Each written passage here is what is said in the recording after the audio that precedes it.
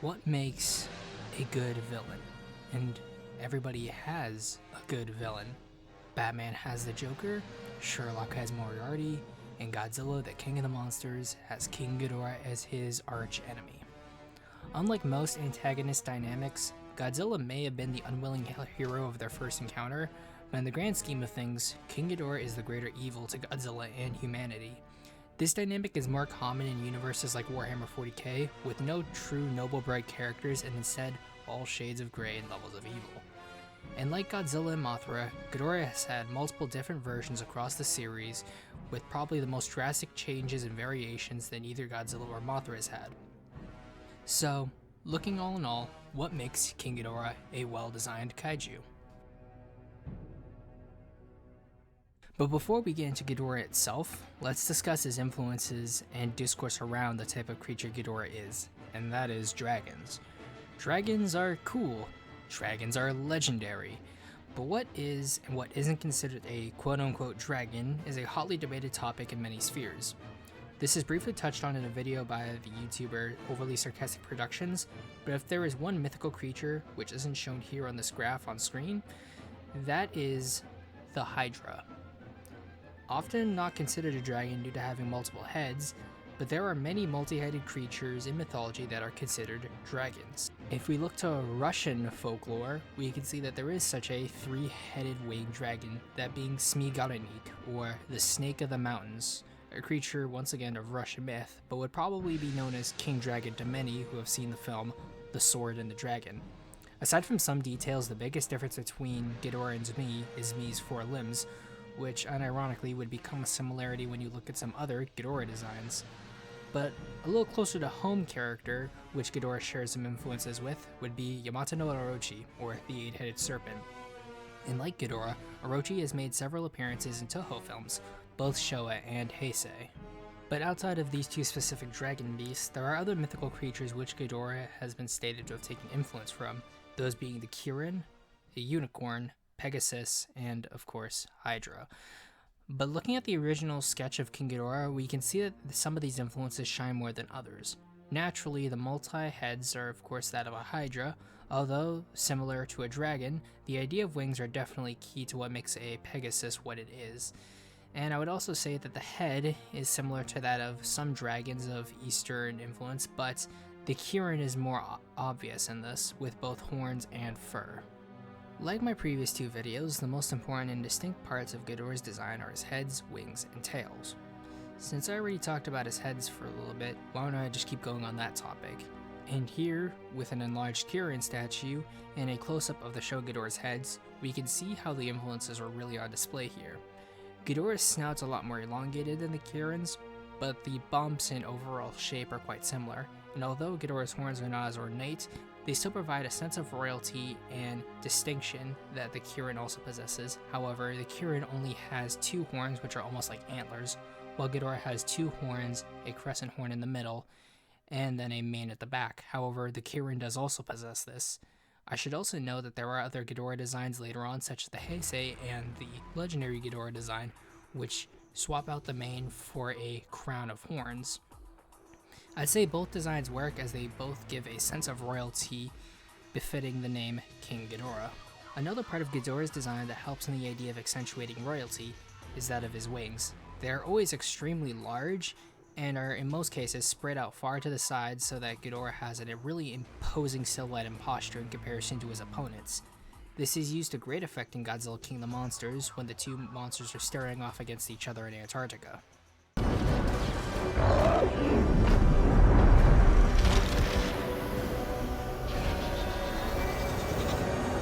And the reason I bring up this is because that idea is actually subverted in GMK, as the Ghidorah of that film is smaller than Godzilla, as in most cases he is larger, and his wings are folded, giving him a smaller size overall. The last distinct physical feature of Ghidorah is that of his tails, which is either two separate tails or a tail that has two ends. Usually they end in either spines or fur or hair-like scales at the end. It's almost similar to that of horse or unicorn or Pegasus tails, but of course they're more reptilian to befit Ghidorah's design.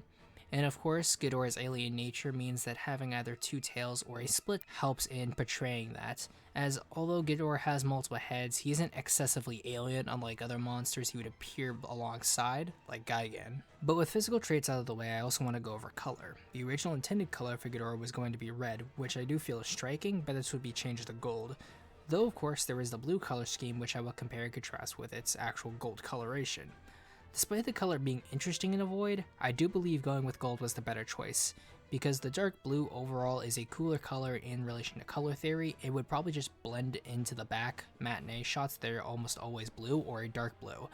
Trying to see a dark blue King Ghidorah in Godzilla vs. Gigan would probably be next to impossible, so I think the gold just works out a lot better. And in a way, the gold just makes him a far more large and intimidating because you can just really see all the detail on him. And in a way, it contrasts better with Godzilla's color scheme, being a bright gold versus a contrasting dark gray. And this contrast between the characters goes into other places, like Godzilla's blue beam, which is usually straight, while Ghidorah's yellow beams are almost always chaotic and wavy. And also their roar, Godzilla's roar being made from a string instrument versus the percussion sound used to create King Ghidorah's.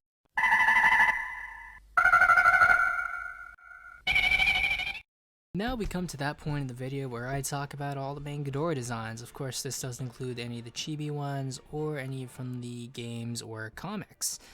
So let's begin with the Showa King Ghidorah design. Of course, this is the design that started it all. It keeps everything pretty basic and then is the baseline of all the other Ghidorah designs. I would say I like the fact that I like the hair around Ghidorah. I think that's a trait that I appreciate and is essentially unique to this Ghidorah only. Like no other Ghidorah really has this. And that allows it to stick out. So I like it. I also like the spines that do run down Ghidorah's necks, but they don't go all the way down to his back and to his tails. I feel that's a missed opportunity in my own opinion personally. The wings are, of course, the wings are big, and that helps in Ghidorah's whole silhouette and personality, as I've said. And there's nothing particularly wrong with them. However, they could stand to be a little bit more muscular, and probably they would have helped with the suit's balance, because, of course, we do know that Sakita, the guy who played Ghidorah, was having a lot of trouble wearing that suit because, of course, you can't have your balance in an armless suit really well. So I think actually adding more to the wings maybe would have helped in that regard, but you can't diss Ghidorah. Like, his original design is interesting, and the marvel that was creating King Ghidorah and bringing it to life is just amazing. It's one of the most amazing tokusatsu effects in history, and just effects in general. But after this design, of course, there is slight variation with the King Ghidorah design throughout the Showa series, as there was new heads that needed to be made, and those would appear in Godzilla vs. Gigan and Zone Fighter, but really, there is no drastic changes between the original King Ghidorah and then the later versions that you'd see in Gigan or Zone Fighter, so I can't really comment too much on them, other than I do believe the original heads and just the suit looked better when it was first made, but that can be said about a lot of the Showa suits. But moving on to the Heisei King Ghidorah, a lot of people, I think in recent years, do not like this design. They do not like its origins. It's something not a lot of people like, but I do believe that it is a good update to King Ghidorah in terms of a visual design only. Forget about the origins, but just design alone, it's nice. Obviously a lot of small details like how many toes he has, skin style, color, even to a degree his tails, what those are made out of, very similar. The heads are very different. Of course, this is where the mane is now gone and all we have is the spines and horns that all the other Ghidorahs would have, which in my opinion is a shame. And then another note is the crescent horn, or the horn that's in the middle, that's also gone in this Ghidorah design. And I do believe that I like the design less because it doesn't have those, but overall the design is still nice. But like the Showa design, the spines that run down the neck don't go all the way down to the back and towards the tails. I've never understood that with either of these designs. It just feels like this, well, you don't really see that design from the back, but it's just like, it feels like negative space is there in my opinion without the spines running all the way down. But that's my own opinion. And then we have the modern King Ghidorah, or Ghidorah 98. I'll get to Death Ghidorah when I get to Kaiser Ghidorah as well. That's why they're at the bottom. So with modern King Ghidorah and Cretaceous King Ghidorah, we see a little bit of a not super drastic, but we do see a lot of changes. I would say Grand King Ghidorah, I'll just be calling him Grand King Ghidorah instead of modern type. Grand King Ghidorah, his scales are less gold, they're more bronze-like, which does give him a bit of distinction. His necks don't curl as much, which makes them feel a little bit more static, but because he's standing up and I feel his wings are a lot larger, he just has a far more imposing presence. But one thing I do like is the spines run all the way down his neck, his back, and to his tail. So that is one thing this Ghidorah improved on when it came to the Heisei or the Showa design. And this design actually brings back the crescent horn in the middle of the heads. And I would say in terms of the heads, this is probably my second or first favorite King Ghidorah head design personally. In terms of body, probably not my favorite. But I do like the coloration. This more dark gold is more befitting Ghidorah in my personal opinion. I really do love this design. Then of course his younger form of Cretaceous King Ghidorah, his legs are a lot more digigrade instead of plantigrade like all the others really, which helps give him a distinction. His tail is a lot more spindly. His wings, they're a lot smaller, although he does have little notches on his, like he has a little claw, sort of like a wyvern or any other dragon from like a Western interpretation would have. His heads are a lot more dragon-like than I would say the Heisei or the Showa. Those again are a lot more Kirin-like, as I've stated. And the modern type is I was gonna say friendly, but I would say a more even balance between the influence of a Kirin and that of a Western dragon. However, I would say Cretaceous King Ghidorah is a lot more closer to the idea of a Western dragon in a sense. But that's just me. The color is less gold, more brown, although his armor has a lot more of the dark gold, almost bronze you could see in his modern type. And of course his powers are a lot different, but that's due to the fact that in terms of the story, he's of younger age. But moving on, then we have the first Millennium King Ghidorah, and that is the GMK King Ghidorah, which he wasn't even supposed to be in that film anyway. It was supposed to be Varan. And we know that Varan's face, his sort of appearance, was molded into King Ghidorah's, which is why he has a lot more bulbous features, which Varan always kind of like looked like a Kirin in some ways, but Varan's like face fins, which are on this Ghidorah, are very noticeable. The head, I don't really have a problem with the heads or anything like that. They look fine. I've heard a lot of people have issues with these heads, but I'd say they're fine. I think a lot of people take issue with them because it's supposed to be replacing Varan, and a lot of people want to see Varan get replaced, so they kind of take it out on the design. But the design alone is fine. There's nothing wrong with it. But like modern and Cretaceous, this Ghidorah's spines run all the way from the neck to the back to the tail, which I do enjoy. Like the wings, as I've stated in the picture here, you can see they're folded out, but that's after he becomes King Ghidorah. But when he's just Ghidorah, when you first see him, they're folded, and it makes him look really small. And in a way, that's another reason why people seem to not like the design.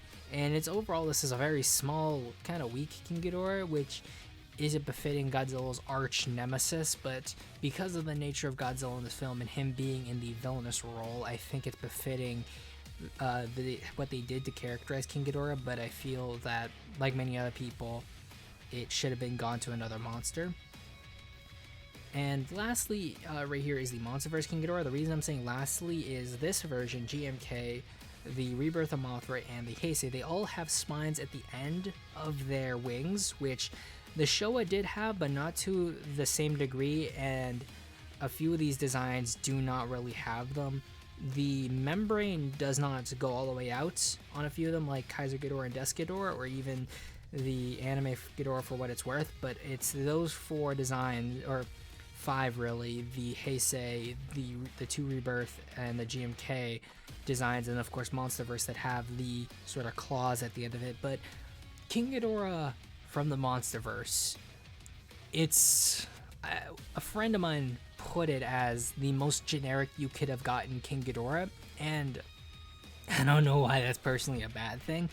It captures what King Ghidorah what makes King Ghidorah, but it just doesn't do much with the design. I would say he's a little bit more muscular in a lot of ways, like his upper arm's a lot more muscular.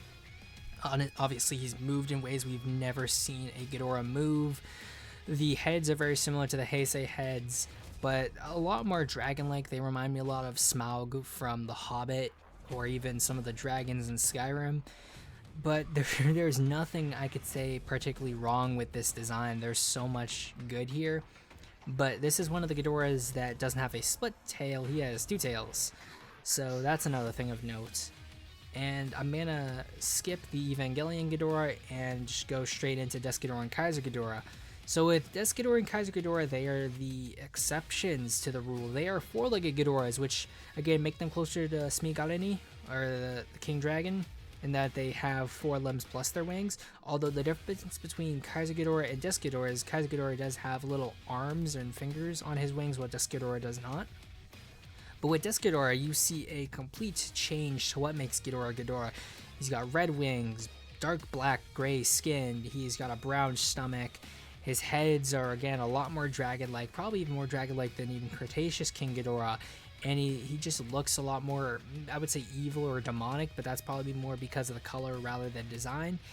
And I would say he just looks a lot more complete in comparison to Kaiser Ghidorah, because with Kaiser Ghidorah, we do see that they do a lot more with the Dodongo system, which was having two actors inside one suit, one using the back legs, one using the front legs. While with Death Ghidorah in Rebirth of Mothra, that whole system and how they made Death Ghidorah look, I feel covers the illusion and makes it look more realistic than Kaiser Ghidorah does. And I would say that looking at Kaiser Ghidorah, his skin is like a dark navy blue, not a black covered with gold, which it befits the idea of Monster X with his transformation. But comparing him to other Ghidorahs, he looks a lot different, and the idea of him being the strongest Ghidorah just doesn't sit well with me. I felt this design could have used a lot of work before Final Wars came out, and considering Death Ghidorah came before Kaiser Ghidorah, that is a shame in my personal opinion. But I'll get to Monster X on its own. Let me go over the Evangelion Ghidorah now, which is the Ghidorah next to Monsterverse King Ghidorah. That Ghidorah, it's not super generic like the Monsterverse King Ghidorah, but it's really traditional like any Ghidorah. It's not trying to be something different like the anime Ghidorah. He does have interesting ideas to him, like how when he's flying, he looks like he's sort of slithering through the air, how his like beams affect gravity, and he's just like summoning lightning storms, which is similar to Monsterverse King Ghidorah in a lot of ways, but he takes the idea of anti-gravity to the next level. I would say that my one issue is that I don't feel that the wings look all that good. They're similar to the Showa design, but because they're even more teardrop shaped than the Showa's wings, it just feels incomplete in my eyes. And this may due to the fact that like the only way I've been able to see it is via the toys, and then of course blurry people recordings of the Godzillaverse Evangelion event. So that may prove to be a part of my bias, but that's neither here nor there. We now get to Anime King Ghidorah, and might I say the worst I'd say the worst way to handle King Ghidorah in a few ways. I like the fact that he's an intergalactic destroyer of planets, what we've all thought he was, and now he's actually able to step up to the plate and do it in a lot of ways. But him just appearing out of black holes and we only get to see his necks, it does not inspire fear or awe in my eyes. It just comes off as they didn't really know what to do with like the regular design as it was. So they contrived a way to have Ghidorah appear and still have their fight, but not use the full design. And of course we do see the full design in silhouette and black, but the issue I have is that I think it's pulling on the idea of like a Lovecraftian horror. It's so mysterious and strange, and you wouldn't be able to understand because it would drive you mad. sort of thing, but I don't think he really does that, because we know what King Ghidorah looks like, and we've seen what the model looks like. He just looks like a regular King Ghidorah. If he appeared as he normally did and we got to see the full design in an epic display, I think that would have done more to show how powerful King Ghidorah was than just kind of half-assing it, as it were, in my personal opinion. And he doesn't even have gravity beams. Of course, he does displace Godzilla's beam, which is cool, but I feel doing something with King Ghidorah's gravity beams, given the context of his lore, would have been interesting, but again, feels like a wasted opportunity in my eyes. But now getting on to Monster X. Probably, again, the 98 of King Ghidorah designs, I guess you could say that, but that's not really fair, because the idea was always to have Monster X not look like King Ghidorah, to have the big reveal of Kaiju Ghidorah, but he's definitely interesting as a monster. Instead of gold, you have white, which contrasts the black of his skin, also contrasts Godzilla's charcoal gray, and he just doesn't look like a Ghidorah in any way, shape, or form. But the idea of a humanoid monster transforming into a Ghidorah-like creature is definitely cool, and what Monster X does in Final Wars is interesting and dynamic for a suitmation battle. But as a King Ghidorah design, I think a lot of people would stand to reason that that's definitely not what they'd expect, but how they pulled it off was admirable in a lot of ways. Like, he still has the forked tails of King Ghidorah. Obviously, he doesn't have wings, but we do see those essentially right as the transformation begins. His main head and then his two side shoulder pads, or shoulder guards, are what turn into Kaiju Ghidorah's heads. There's little details that when you watch the film, again, you can see, oh, so that's what makes this part of Kaiju Ghidorah. And it is interesting in the context of that, but just in a void, Monster X is not a good Ghidorah design, and if they had called this King Ghidorah, I think a lot of people would be very, very upset by it. But moving on. Now we come to that part of the video where we say, what does it mean to you? What can Ghidorah do for you when it comes to designing your own kaiju? Well, due to the nature of how diverse dragons are, I think it's pretty easy that you could construct a dragon or a dragon-like creature using any of the different taxonomic or mythical versions of what dragons are to certain cultures of people. But I really don't think people would be coming to this video for that. I think a lot of people would be coming to a Ghidorah video and wonder what makes a good antagonist kaiju. So for my first example, I have one of my own characters here from my series with Zogra, and his name is Ghidorah. So looking at the two, you can see that Zogra and Ghidorah, they have a similar color scheme. However, Ghidorah's scales are a lighter gray, but he has a different tone of green. Of course, their body plans aren't similar, their spines aren't similar, but they do have similar in terms of eyes, colors, in terms of like contrast and all that. But there's so many small similarities but large differences. It establishes a connection, yet a difference, creating an interesting foil for my main monster. And then having Zogra's transformation adds another level of similarity to the characters, but what really helps accentuate that is, of course, the writing. But from a visual standpoint, you can see that there are differences but also similarities, which creates intrigue in the person viewing it. But my second example here is this kaiju right here. And as you can see, there is essentially no relation to Ghidorah in design aside from the fact that they both have wings. But in the context of my series, like Ghidorah creating a dichotomy for Godzilla, this kaiju here, Barakushi, is a dichotomy for Zogra. Heaven and hell, gray and brown, bright and dark, reptile and mammal. The design tries to oppose Zogra in almost every way, and I think for anyone who's making their villain kaiju, they need to see what kind of villain they want to make. If it's supposed to be a rival, a doppelganger, a foil, just understand the fact that your monster who's fighting your main monster is the antagonist and opposes your monster, but you need to establish what that opposition is, and I feel that will help you grow your character naturally. But that's all, guys. I really hope you enjoyed this, and without further ado, I am Zimzilla, and I will see you guys next time.